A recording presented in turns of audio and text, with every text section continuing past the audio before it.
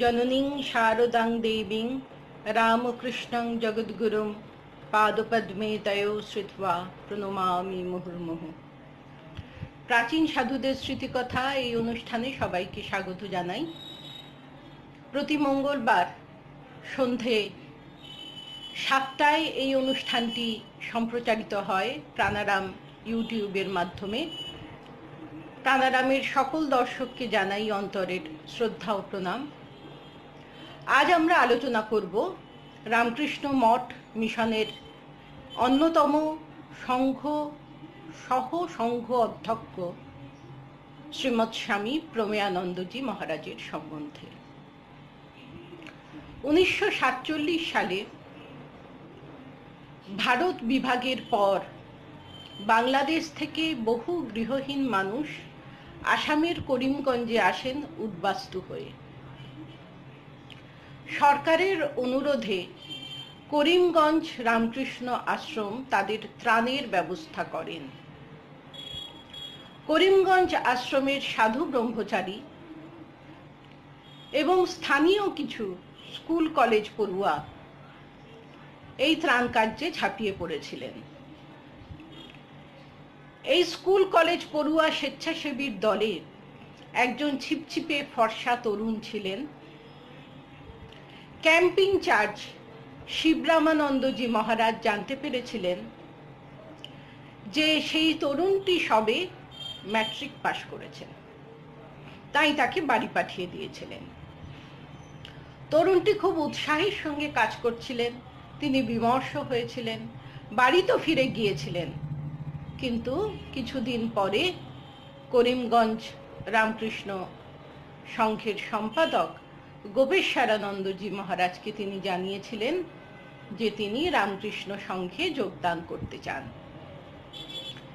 এই তরুণটি পরবর্তী সময় রামকৃষ্ণ সংঘের অন্যতম সহসংঘ অধ্যক্ষ পরম পূজ্যপাদ শ্রীমৎ স্বামী প্রমেয়ানন্দজি মহারাজ। তার পূর্ব নাম রামগোপাল ভট্টাচার্য, তার বাবার নাম শশধর ভট্টাচার্য, মায়ের নাম নিস্তারিণী দেবী। তার পিতা নারায়ণ সেবা না করে জলগ্রহণ করতেন না। তার মা অতিথি এলে নিজে অভুক্ত থেকে অতিথি আপ্যায়ন করতেন। এই পরিবেশে রামগোপাল বড় হয়েছেন এবং বাবা মার সবকটি সদ্গুণ তিনি পেয়েছিলেন।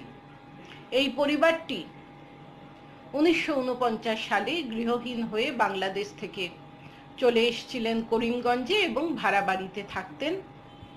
রামগোপাল করিমগঞ্জ হাই স্কুলে পড়তেন। তারা যে 7 জন ত্রাণের কাজে গিয়েছিলেন, সেই 7 জনই পরবর্তী সময় রামকৃষ্ণ সংঘে যোগদান করেন। তাই ক্যাম্পিং চার্জ শিবরামানন্দজি মহারাজকে সবাই বলতেন ছেলে ধরা সাধু। এই দলটি সবার বাড়িতে বাড়িতে গিয়ে একটা করে হাঁড়ি রেখে আসতেন। গৃহকর্তীরা এক মুঠো করে চাল এই হাঁড়িতে রাখতেন। 1 সপ্তাহ পরে এই হাঁড়িগুলো তারা কালেক্ট করে নিতেন। সেই চাল দিয়ে ভাত রেঁধে উদ্বাস্তুদের খাওয়ানো হতো। রামগোপাল বড় বৌদিকে জানিয়ে গৃহত্যাগ করেছিলেন। তার বাড়িতে কান্নাকাটি পড়ে যায়। তখন তার বড়দা কলকাতা থেকে চিঠি লিখে তার বাবা মাকে আশ্বস্ত করেন এই বলে যে পরিবারে কেউ সাধু হলে সারা পরিবারই ধন্য হয়ে যায়। করিমগঞ্জ আশ্রমের মহারাজরাও তাদের আশ্বস্ত করেন এই বলে যে রামগোপালের পড়াশোনার ভার তারা নেবেন। এইভাবেই 1951 সালে রামগোপাল মহারাজ করিমগঞ্জ রামকৃষ্ণ আশ্রমে যোগদান করেন। তাকে ত্রাণের কাজে আবার পাঠানো হয়। এই সময় শরণার্থীরা কেউ কেউ অন্যত্র যাবার সংকল্প নিয়েছিলেন। তাদের কুপন ডিস্ট্রিবিউট করতে হতো। খুব পরিশ্রম করে এই কাজটি রামগোপাল মহারাজ করতেন। যেসব শরণার্থী আর কোথাও গেলেন না, তাদের পুনর্বাসনের জন্য সরকার রামকৃষ্ণ সংঘকে অনুরোধ করেছিলেন তখন রামকৃষ্ণ সংঘ করিমগঞ্জ শহর থেকে প্রায় ৩০-৩৫ মাইল দূরে সোনবিল বলে একটা বিলের চারপাশে 10টি গ্রাম নিয়ে গৃহ নির্মাণ প্রকল্প শুরু করেন। সোনবিল একটা বিরাট বিল, সেখানে মানুষ সমান ঢেউ হতো, 7-8টা নৌকা নিয়ে কাজ করতে হতো। কেউ সাহস পেতেন না, কিন্তু রামগোপাল মহারাজ সাহস করে নৌকার হাল ধরে থাকতেন। এই সোনবিল প্রকল্প পরিদর্শনে এসেছিলেন পরম পূজ্যপাদ বীরেশ্বরানন্দজি মহারাজ। তখন রামগোপাল মহারাজ তার সেবা করার সুযোগ পান। রামগোপাল মহারাজের সর্বদাই একটা সেবা ভাব মনে ছিল। তিনি করিমগঞ্জের সাধুরা অসুস্থ হলেও তাদের সেবা করার দায়িত্ব নিজেই নিজের কাঁধে তুলে নিতেন। এরপর মঠ কর্তৃপক্ষ তাকে পাঠালেন শিলং আশ্রমে। তখন শিলং আশ্রমে অধ্যক্ষ ছিলেন স্বামী সৌমানন্দ। তৎকালীন রামকৃষ্ণ মঠ এবং মিশনের প্রেসিডেন্ট মহারাজ শঙ্করানন্দজি শিলংয়ে এসেছিলেন। তিনি রামগোপাল মহারাজকে ব্রহ্মচর্য দীক্ষা ও মন্ত্র দীক্ষা দেন। রামগোপাল মহারাজ শিলং আশ্রমে নিত্য পূজা করতেন, চাঁদা কালেক্ট করতেন, রান্না করতেন, ছাত্রাবাস দেখাশোনা করতেন, যাই করতেন খুব নিষ্ঠার সঙ্গে করতেন। এই সময় তিনি গহনানন্দ মহারাজেরও পূত সান্নিধ্য লাভ করেছিলেন। আশ্রমে চাকর বাকর, দারোয়ান, পাচক কেউ অসুস্থ হলে গহনানন্দজি তার সেবা করতেন এই বলে যে এরা কি আমাদের ভাই নয়। এই সেবা ভাবটি গভীরভাবে রামগোপাল মহারাজের মনে রেখাপাত করেছিল। তিনি শিলং আশ্রমে দুর্গাপূজা করেছিলেন এবং গৌহাটির বিখ্যাত কামাখ্যা মন্দিরে তিনি কুমারী পূজাও করেছিলেন। এরপর কিছুদিনের জন্য তিনি তমলুক আশ্রমে যান, কিন্তু শরীর খারাপ হয়, বেলুড়ে চলে আসেন। এই সময় জ্যোতিষ্বরানন্দজি তার চিকিৎসার ব্যবস্থা করেন। তিনি সুস্থ হয়ে জ্যোতিষ্বরানন্দজির সেবা করেছিলেন কিছুদিন। এরপর রামগোপাল মহারাজের জীবনের নতুন অধ্যায় শুরু হয়। তিনি তৎকালীন প্রেসিডেন্ট বীরেশ্বরানন্দজি মহারাজের সেবা করার সুযোগ পান। 19 বছর তিনি বীরেশ্বরানন্দজির প্রাইভেট সেক্রেটারি ছিলেন। এই সময় ঠাকুরের ভাব ভক্তদের মধ্যে প্রচার এবং প্রসারের জন্য তিনি যে গুরুদায়িত্ব পালন করেছিলেন তা ইতিহাস সৃষ্টি করেছে। তার প্রচণ্ড স্মরণ শক্তি এবং কথা বলার সময় সর্বদা ফার্ম বাট পোলাইট অ্যাপ্রোচ, অর্থাৎ মৃদু স্বরে বলতেন কথা, জোরে কথা বলতেন না, রূঢ়ভাষী ছিলেন না, কিন্তু একবার যা সিদ্ধান্ত নিতেন তা থেকে কখনো পিছপা হতেন না। প্রভু মহারাজেরও তার প্রতি দারুণ আস্থা ছিল, বিশ্বাস ছিল। প্রভু মহারাজ যখন কোথাও দীক্ষা দিতে যেতেন, দীক্ষার্থী নির্বাচন রামগোপাল মহারাজ করতেন। দীক্ষার সেন্টারে যাতায়াতের সমস্ত ব্যবস্থা করতেন। রামগোপাল মহারাজের ছিল কঠিন নিয়ম অনুবর্তিতা। ভোর 4টের আগে ঘুম থেকে উঠতেন, প্রতিদিন মঙ্গল আরতিতে যেতেন, তারপর জপ ধ্যান করতেন, স্নান করে অফিসে যেতেন 5:30টায় ভোরে। তারপর প্রভু মহারাজের সেবকদের সঙ্গে যোগাযোগ করা, ভক্তদের সঙ্গে যোগাযোগ করা। দুপুরবেলা প্রসাদের পর একটু হয়তো বিশ্রাম করলেন, একটু বই পড়লেন, আবার চলে গেলেন অফিস ঘরে বিকেলের আগেই। আর সন্ধ্যা আরতির পর প্রভু মহারাজের খোঁজ খবর নিয়ে তিনি যে সেই ঘরে যেতেন, পরের দিন সকালে বেরোতেন। খুব প্রয়োজন না হলে বীরেশ্বরানন্দজিও তার এই জীবন চর্চায় ব্যাঘাত করতেন না, বরঞ্চ প্রশংসা করতেন। আর রামগোপাল মহারাজের মিতব্যয়িতা খুব প্রশংসনীয় ছিল।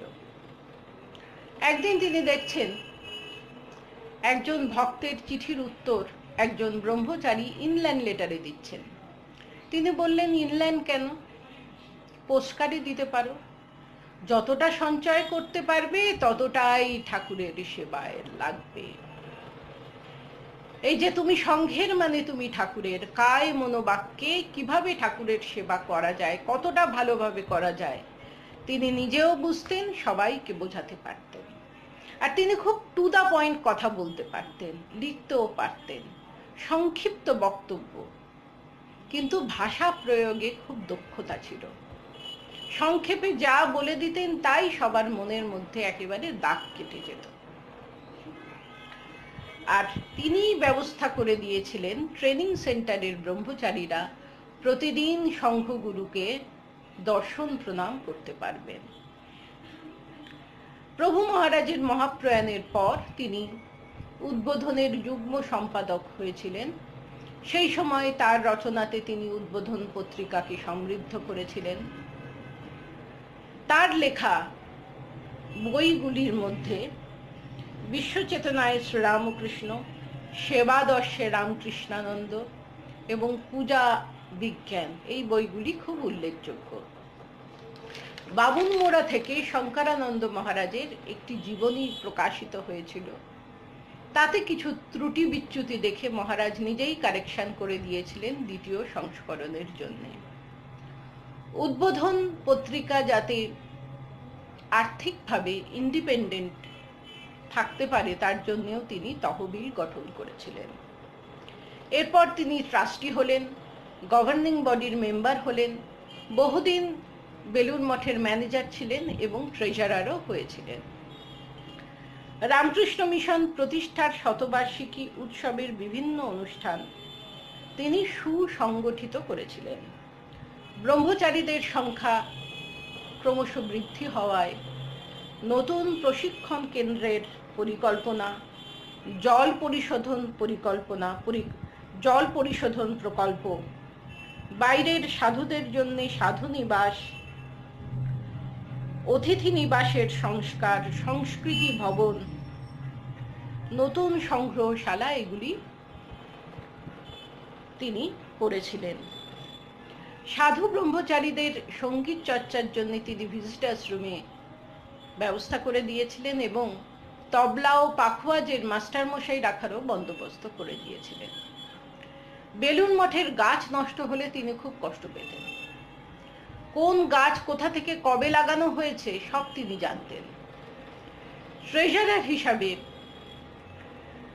মঠের আর্থিক স্বাচ্ছন্দ্য বৃদ্ধির জন্য তিনি সচেষ্ট হয়েছিলেন, প্রয়োজনীয় তহবিল গঠন করেছিলেন।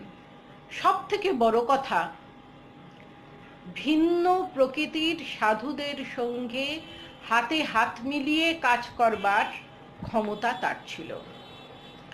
প্রাচীন সাধুদের প্রতি ছিল তার অপরিসীম শ্রদ্ধা। কোনো কথা বলতে গেলেই তিনি জ্যোতিষ্বরানন্দ বা প্রেমেশানন্দের জীবনের কোনো ঘটনা উদ্ধৃত করে বলতেন। অছি পরিষদের সভাতেও তার সংক্ষিপ্ত অথচ মূল্যবান বক্তব্য খুব সমাদৃত হতো। শিলং মিশনে এক নবীন সন্ন্যাসী নিজের কাজ ঠিক করে করেননি বলে মহারাজ অসন্তুষ্ট হয়েছিলেন। সেই সন্ন্যাসীটি কিছুক্ষণ পরে ভয়ে ভয়ে তার ঘরে ঢুকলেন, দেখলেন যে মহারাজ নির্বিকার চিত্তে ধর্মগ্রন্থ পাঠ করছেন। বিরক্তির লেশমাত্র চোখে মুখে নেই। পূজার ব্যাপারে তিনি সর্বদা সচেতন থাকতেন, সজাগ থাকতেন। ঠাকুর ভান্ডারে কর্মরত, পূজা এবং ঠাকুর সেবা, এই দুটি দিক, নিত্য পূজা ও ঠাকুর সেবা, এই দুটি দিকে তিনি খুব সজাগ দৃষ্টি দিতেন। ঠাকুর ভান্ডারে কর্মরত এক সাধুকে তিনি জিজ্ঞাসা করেছিলেন যে তিনি প্রতিদিন ফলপ্রসাদ পান কিনা। সাধুটি নিরুত্তর। তখন যে সন্ন্যাসী ফলপ্রসাদ ডিস্ট্রিবিউট করেন তাকে বলেছিলেন, ঠাকুর ভান্ডারে যে কজন সাধু ব্রহ্মচারী সেবা করেন আজ থেকে প্রতিদিন তারা ঠাকুরের ফল প্রসাদ পাবেন, আপনি সেটা দেখবেন। মেরি লুই বার্ট রচিত স্বামীজির গ্রন্থের তিনি বঙ্গানুবাদ করিয়েছিলেন প্রথম খণ্ডের। স্বামীজির কমপ্লিট ওয়ার্কসের নতুন সংস্করণের জন্য একটি কমিটি গঠিত হয়, তারও তিনি সদস্য ছিলেন। পৃথিবীর বিভিন্ন দেশ সম্বন্ধে তার কৌতূহল ছিল। ভৌগোলিক অবস্থান, সেসব দেশের মানুষের ভাষা, সংস্কৃতি সব জানতে চাইতেন। মানচিত্র দেখতেন, গ্লোব দেখতেন। রামকৃষ্ণ সংঘের কাজে তিনি গিয়েছিলেন America, Canada, Russia, Mauritius, Brazil, Argentina, Uruguay. যেখানেই গেছেন রামকৃষ্ণ মিশনের ইতিহাস প্রাঞ্জলভাবে বর্ণনা করেছেন। তিনি বলতেন, বেলুড় মঠ হলো রোমের ভ্যাটিকান আর আমেরিকার হোয়াইট হাউস।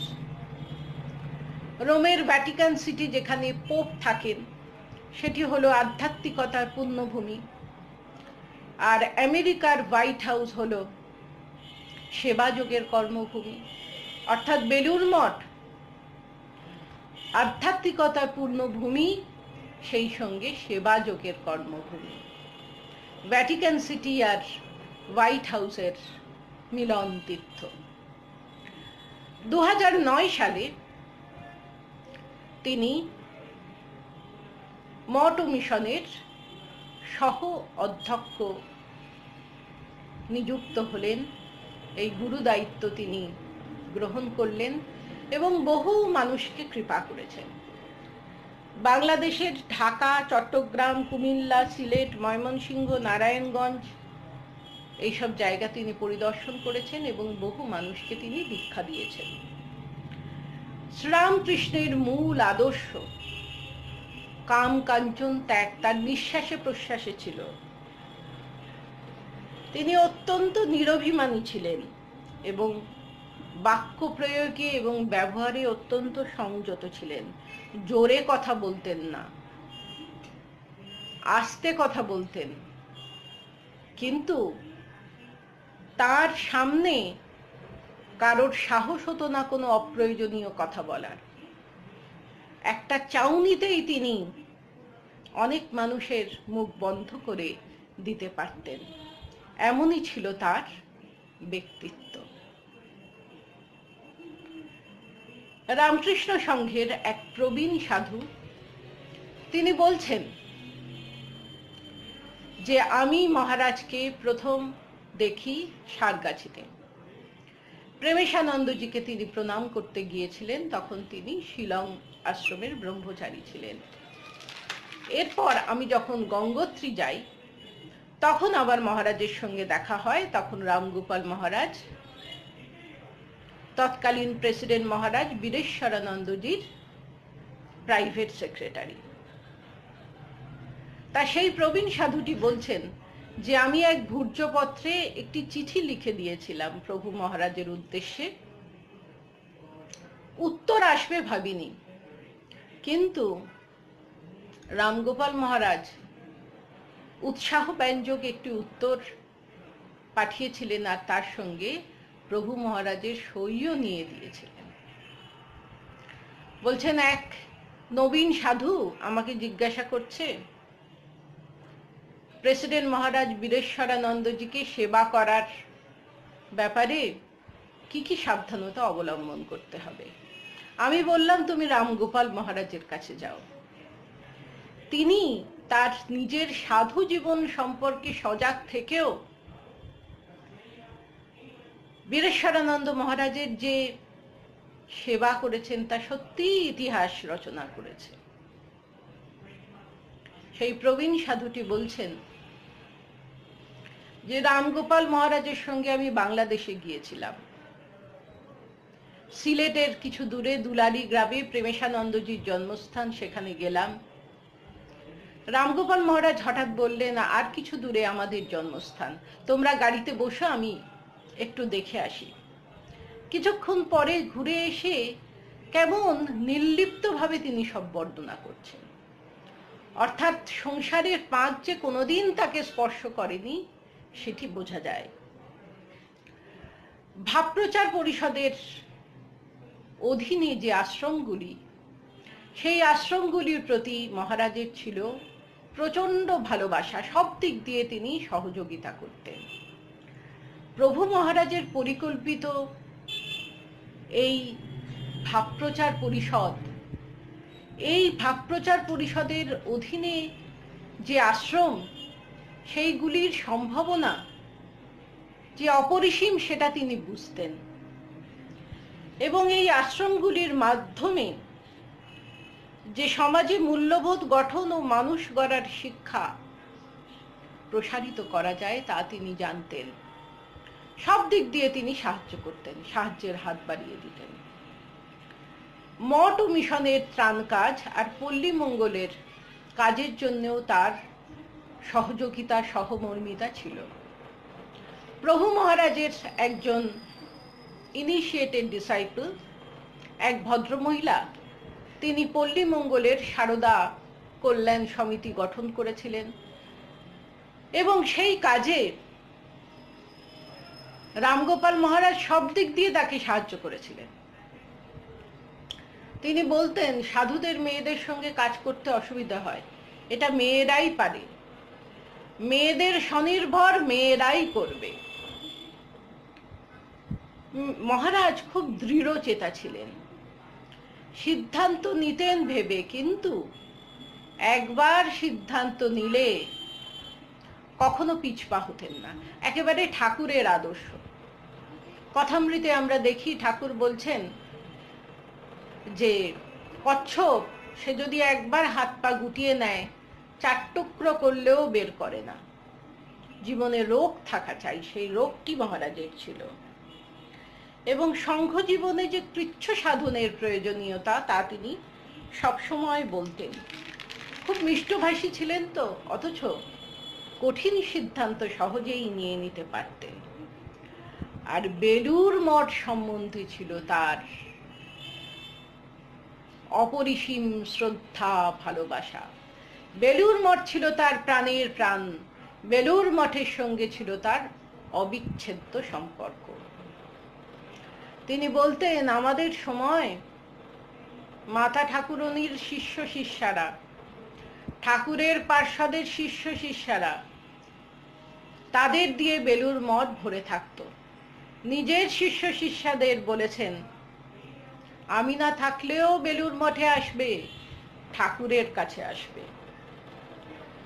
পূজার্চনার প্রতি তার প্রখর দৃষ্টি ছিল। তার জ্ঞান, তার অনুভূতির কথা তিনি পূজা বিজ্ঞান বইতে লিখেছেন, এবং পূজার্চনা যাতে শাস্ত্রসম্মত হয় তাই তিনি তন্ত্রের বইও পড়তেন। মঠের দুর্গাপুজো একবার স্থির হয়েছিল প্যান্ডেল করে করা হবে। তাই এক সাধু মন্তব্য করেছিলেন যে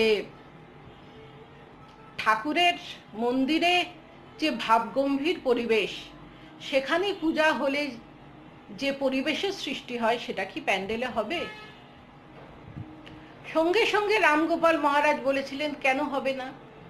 আমরা এতজন সাধু আছি, আমরা জপ ধ্যান করব, মায়ের কাছে প্রার্থনা করব, আমরা সবাই মিলে চেষ্টা করে প্যান্ডেলটাকে মন্দির করে তুলতে পারবো না?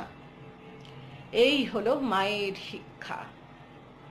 কারোর দোষ না ধরা, সকল পরিবেশে নিজেকে মানিয়ে নেওয়া।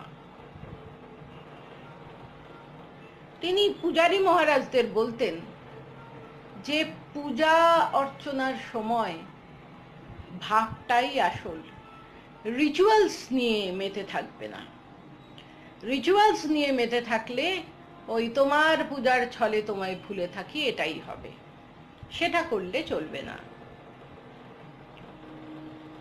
ধর্ম অনুষ্ঠানের ক্ষেত্রে মহারাজ প্রাতিষ্ঠানিক সদাচারকে গুরুত্ব দিতেন। ব্যাপারটা কিরকম? দুর্গাপুজোর বোধন সাধারণত সন্ধ্যাবেলায় হয়।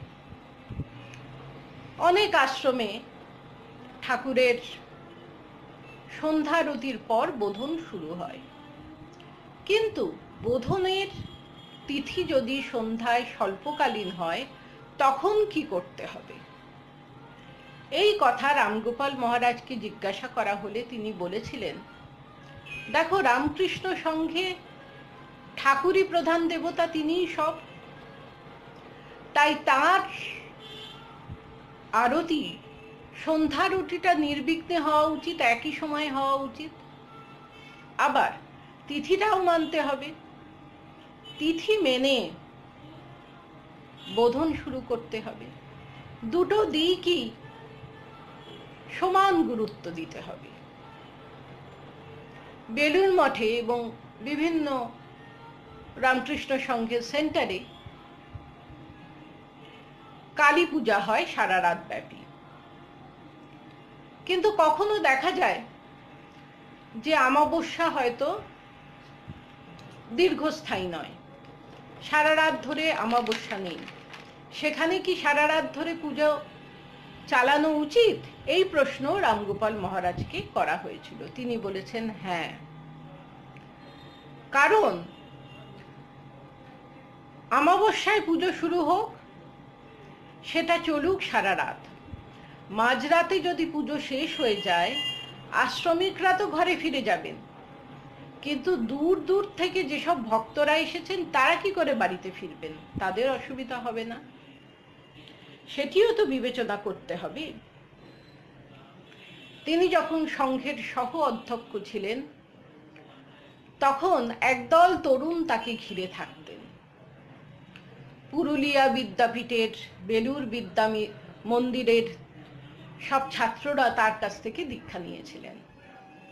দেখা যেত মহারাজ হয়তো কোনো সৎপ্রসঙ্গ করছেন কিংবা কোনো সদ্গ্রন্থ পাঠ করছেন, আর তারা তাকে ঘিরে রয়েছেন। মহারাজের বৈশিষ্ট্য ছিল কাকে কি বলতে হবে আর কিভাবে বলতে হবে, এটি তিনি খুব ভালো বুঝতেন। তাই প্রাচীন সাধুরাও ঘন্টার পর ঘন্টা তার সঙ্গে আলোচনা করতে পারতেন, আবার সাধারণ গৃহীরাও তার সঙ্গে অকপটে মনের কথা বলে হালকা হয়ে যেতে পারতেন।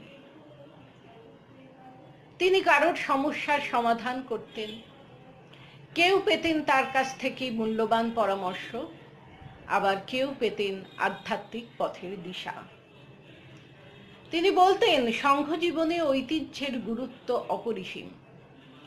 এই ঐতিহ্য গড়ে উঠেছে সাধু মহাত্মাদের ত্যাগ তপস্যার দ্বারা। এই ঐতিহ্যকে কখনো নষ্ট হতে দিতে পারা যাবে না। নবীন সন্ন্যাসীদের বলতেন, শাস্ত্রপাঠ প্রতিদিন করবে, আবার পুরনো দিনের স্মৃতি কথাও প্রতিদিন পড়বে। একবার মহারাজ বিদেশ যাবেন, তার ব্যাগে মানে সুটকেসে এক ব্রহ্মচারী তার নামটি বড় করে লিখেছিলেন আর নিচে ছোট করে লিখেছিলেন রামকৃষ্ণ মঠ ও মিশন। তিনি দেখেই বলেছিলেন, নামটি এত বড়, আমি রামকৃষ্ণ মঠ মিশনে আছি বলেই তো আমার কদর, না হলে আমায় কে চেনে। এক সাধু একদিন মহারাজকে বলেছিলেন, মহারাজ, কাজের চাপ ভীষণ বেড়েছে, একদম সময় পাই না। মহারাজ হেসে বলেছিলেন, আচ্ছা, সেদিনের কথা মনে আছে যেদিন আমরা গৃহত্যাগ করে রামকৃষ্ণ সংঘে যোগদান করার কথা ভেবেছিলাম? সেদিন তো ঠিক করেছিলাম যে 24 ঘন্টাই সংঘের জন্য দেব। তাহলে আজ কেন মনে হচ্ছে 24 ঘন্টার মধ্যে কিছুটা সময় সংঘের জন্য আর বাকিটা সময় নিজের জন্য রাখতে হবে? সংঘকে ভালোবাসতে না পারলে কাজ করে কিন্তু আনন্দ পাওয়া যায় না। আদর্শ সাধু জীবন গঠন করতে গেলে সংঘের সঙ্গে মিশে যেতে হবে। এই ছিল তার নির্দেশ, উপদেশ। তিনি নিজেও পালন করছেন, সবাইকে বলছেন। সাধু ব্রহ্মচারীদের বলতেন, কর্মযোগ তো কর্ম কম করার জন্যে, তোমাদের কর্ম কেন বেড়ে যায়? সুশৃঙ্খলভাবে কর্ম করতে হবে, যাতে ভুল না হয়। ভুল হলে একটা কাজ দুবার করতে হয়, টাইম এনার্জি নষ্ট হয়, তখন আর সেটা কর্মযোগ থাকে না, কর্মভোগ হয়ে যায়। তাই ভুল না করে সুশৃঙ্খলভাবে, সুচিন্তিতভাবে প্ল্যানিং করে কাজ করার কৌশলটি আয়ত্ত করতে হয়। অনেকেই জানেন না, রামগোপাল মহারাজ কিন্তু সঙ্গীতজ্ঞ ছিলেন। উৎসবাদিতে ব্রহ্মচারীরা তার কাছ থেকে জেনে নিতেন কি গান তারা গাইবেন। একজন নবাগত ব্রহ্মচারী, তিনি উচ্চশিক্ষিত জেনে এক সাধু মন্তব্য করেছিলেন যে একে যদি কলেজে পড়ানোর কাজে লাগানো যায় তাহলে রামকৃষ্ণ সংঘ উপকৃত হবে। মহারাজ শুনেই বলেছিলেন, থামো, আগে ভিত গড়তে দাও। আমাদের সময় যে সাধুই মঠে জয়েন করতেন তাকে নিত্য পূজা, পূজার ঘর পরিষ্কার, ভাঁড়ারের কাজ এসব নিষ্ঠার সঙ্গে করতে হতো। তারপরে তার যোগ্যতা অনুসারে তাকে কাজ দেওয়া হতো। ভিত নড়বড়ে হলে সবটাই ফাঁকি। একই ঘরে চারজন সাধু কিভাবে নিজেদের মধ্যে খাপ খাইয়ে আছেন, কারোর কোনো অসুবিধা হচ্ছে না, এটি বলে তিনি সবাইকে অনুপ্রেরণা দিতেন। এই চারজন সাধুর একজন স্বামী শুদ্ধানন্দজি, তিনি শাস্ত্র চর্চা করছেন। স্বামী মাধবানন্দজি, তিনি শাস্ত্র পাঠ করছেন। স্বামী বিমুক্তানন্দজি, তিনি সঙ্গীত চর্চা করছেন। আর স্বামী শারদেশ্বরানন্দজি, তিনি মন দিয়ে দলিল দেখছেন। চারজনই থাকতেন স্বামীজির ঘরের নিচে। চারজন চার রকম কাজ করছেন একই ঘরে বসে, কিন্তু নিজেদের সঙ্গে, প্রত্যেকে অপরের সঙ্গে খাপ খাইয়ে, যাতে কারোর কোনো অসুবিধা না হয়, এটাই দেখার ব্যাপার। রামকৃষ্ণ সংঘের ঠাকুরই গুরু, ঠাকুরই ইষ্ট, ঠাকুরই সব, এই গুরুবাদের ঐতিহ্য যাতে ক্ষুণ্ণ না হয় সেটি প্রভু মহারাজ সবসময় দেখতেন। সংঘগুরুরা ঠাকুরের ভাবের ধারক ও বাহক। তাই প্রভু মহারাজ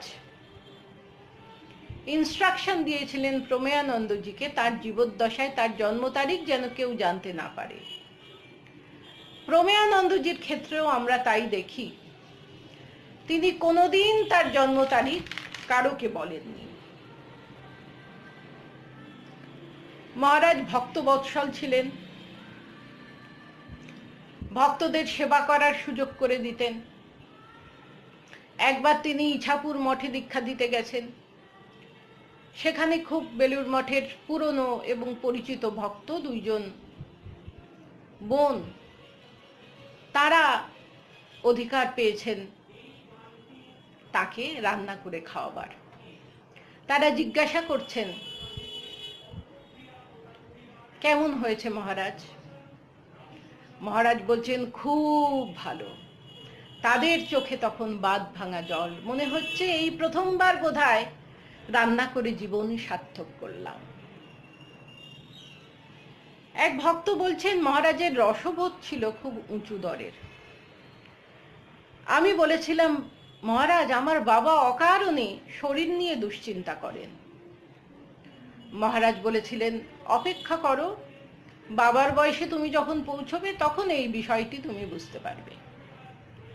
ভক্তটি বলছেন যে মহারাজ আমার মাকে নির্দেশ করেছিলেন তিনি যেন সপ্তাহে একটা দিন আসেন বেলুড় মঠে মহারাজকে প্রণাম করতে, কারণ মহারাজ জানতেন যে আমার মায়ের স্পন্ডিলাইটিসের কষ্ট আছে। ভক্তদের জন্য তার এত দয়া, এত করুণা, সব সময় হাসি মুখে থাকতেন। আর কি গো বলে সম্ভাষণ করতেন। কেউ প্রণাম করলেই তিনি কেমন আছেন জিজ্ঞাসা করতেন, তার বাড়ির লোক যাদের যাদের চিনতেন তাদের সম্বন্ধে জিজ্ঞাসা করতেন, আর বলতেন প্রসাদ পাবে তো। বিদেশ থেকে কোনো ভক্ত এলে তার বিশেষ যত্ন নিতেন। এক ভক্ত তিনি বলছেন, আমি যখন বিদেশে থাকতাম ফোন করলেই মহারাজ বলতেন, তোমরা কবে আসবে গো, যেন মহারাজ আমাদের জন্যে অপেক্ষা করে বসে আছেন। তার এই মাতৃসুলভ সম্ভাষণে আমাদের মন ভরে যেত। শুধু ভক্ত নয়, মঠের কর্মচারীদের প্রতিও তার ছিল প্রাণ ঢালা ভালোবাসা। মহারাজের মহাপ্রয়াণের পর একজন কর্মচারী বলেছিলেন যে আমার মাথা থেকে ছাতা সরে গেল। তার এক বিদগ্ধ শিষ্য বলছেন যে 1 দশক ধরে রামকৃষ্ণ বিবেকানন্দ সাহিত্য পড়ার পরও দীক্ষা নেওয়ার ব্যাপারে কোনো উৎসাহ আমার মনে জাগেনি, কিন্তু শ্রী শ্রী মায়ের একটি কথা পড়ে, যে গুরু তো শুধু মন্ত্র দেন না, মন্ত্রের মধ্যে শক্তি সঞ্চার করে দেন, যা গুরুর মধ্যে থেকে শিষ্যে সঞ্চারিত হয়, এই কথাটি জেনে তিনি রামগোপাল মহারাজের কাছ থেকে দীক্ষা নিয়েছিলেন এবং বলেছেন, আমার গুরুদেবের কৃপায় এই কথাটির অর্থ আমি জীবনে অনুভব করতে পেরেছি। এ এক গুরু মহারাজের বিশেষ কৃপা। একবার এক ভক্ত পরিবার বেলুর মঠে এসেছেন। তারা দুবেলাই মহারাজকে প্রণাম করতে যান। তা যেদিন তারা ফিরে যাবেন সেদিন মহারাজ অসুস্থ, সেদিন প্রণাম হবে না সকালে। তা তারা অপেক্ষা করলেন। বিকেল বেলা মহারাজ যখন নিজের ঘরে বসেছেন, তারা প্রণাম করে বলছেন, মহারাজ আপনার সঙ্গে দেখা না করে কি করে যাই। মহারাজও বলছেন, সেই জন্যেই তো বসলাম, ভালো থেকো, আবার এসো। তাদের চোখে তখন আনন্দ অশ্রু। এক যুবকের গ্রন্থ সমালোচনা উদ্বোধনে প্রকাশিত হয়েছিল। তা সেই যুবকটি যখন মহারাজকে প্রণাম করতে গিয়েছিল, মহারাজ তার লেখার প্রশংসা করেন। যুবকটি তো বিস্ময় হতবাক। তিনি একজন নগণ্য ব্যক্তি, আর মহারাজ রামকৃষ্ণ সংঘের ভাইস প্রেসিডেন্ট। তিনি তার লেখা পড়েছেন এবং মনেও রেখেছেন, এতই তার উদারতা। স্বেচ্ছাসেবকদেরও তিনি খুব কৃপা করেছেন। একবার প্রভু মহারাজ ডিগবয় আশ্রমে যাবেন। সবকিছু ঠিক, কিন্তু বীরেশ্বরানন্দজির 2জন সেবকই অসুস্থ। ডিগবয় আশ্রমের মহারাজরা বারবার ফোন করছেন, সাধুরা। তখন রামগোপাল মহারাজ বললেন, অপু যদি গৌহাটি থেকে আসে তাহলে অনুষ্ঠান পূর্ব নির্ধারিত যা ছিল তাই হবে।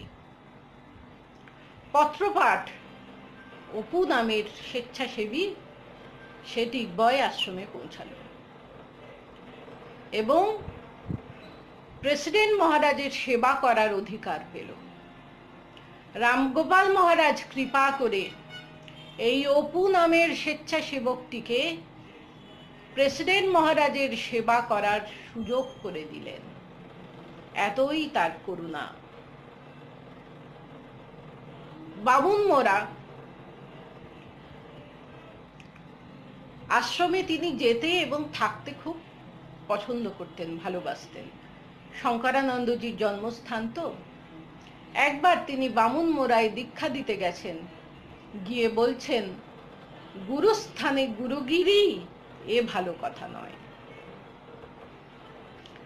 একবার তিনি যখন ভাইস প্রেসিডেন্ট, 8 বছরের একটি বালিকাকে দীক্ষা দেবার জন্য তার কাছে অনুরোধ এসেছিল। তিনি বলেছিলেন, মেয়েটি আরেকটু বড় হোক, পরে হবে। তার 2 বছর পরে যখন তিনি উদ্বোধনে এসেছিলেন, সেই মেয়েটিকে ডেকে নিয়েছিলেন। মেয়েটিকে তিনি জিজ্ঞাসা করলেন, তুই কার কাছ থেকে দীক্ষা নিবি? মেয়েটি বলল, আমি শুধুই রামগোপাল মহারাজের কাছ থেকে দীক্ষা নেব। সে রামগোপাল মহারাজকে চেনে না, শুধু নাম শুনেছে। মহারাজও হেসে বললেন, ঠিক আছে, আমি ব্যবস্থা করছি যাতে তোর রামগোপাল মহারাজের কাছ থেকেই দীক্ষা হয়। অযাচিতভাবে তার দীক্ষা হয়ে গেল। তিনি এইভাবে কত মানুষকে কৃপা করেছেন।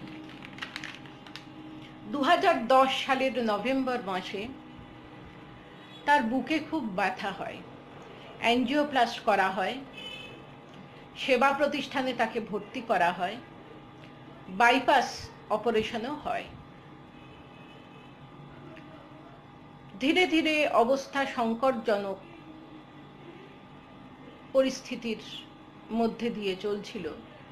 তাকে ভেন্টিলেশনে রাখা হয়েছিল এবং 20 অক্টোবর 2010 প্রমেয়ানন্দজি তার নশ্বর দেহ ত্যাগ করলেন। রেখে গেলেন তার জীবনের মহান আদর্শ, সাধু ব্রহ্মচারী এবং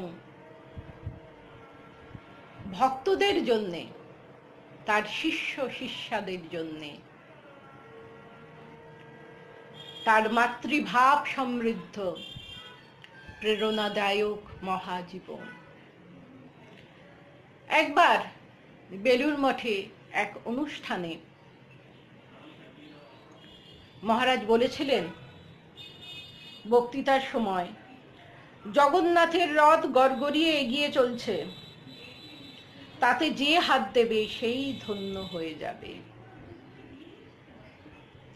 ঠাকুর মা স্বামীজির কৃপা তো রয়েছেই, কৃপা বায়ু বইছে, শুধু পাল তোলার অপেক্ষা। তাহলেই জীবন তরিটি গড়গড়িয়ে এগিয়ে যাবে রামকৃষ্ণ, সারদা, বিবেকানন্দ মোহনায়। ঠাকুরের ভাবে রঞ্জিত হতে হবে। ঠাকুরের ভাবে রঞ্জিত হলেই জীবন ধন্য হবে। আমরা পরম পূজ্যপাদ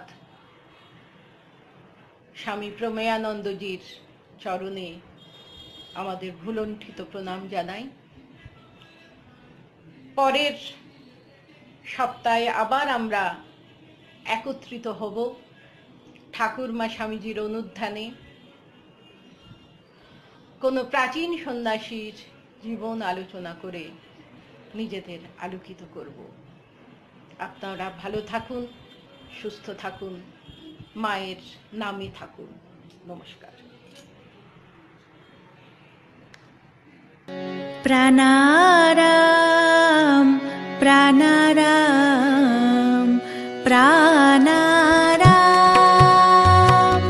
প্রাণারাম প্রাণারাম প্রাণারাম। কি যেন লুকানো নামে তাই মিষ্ট এত তব নাম প্রাণারাম প্রাণারাম।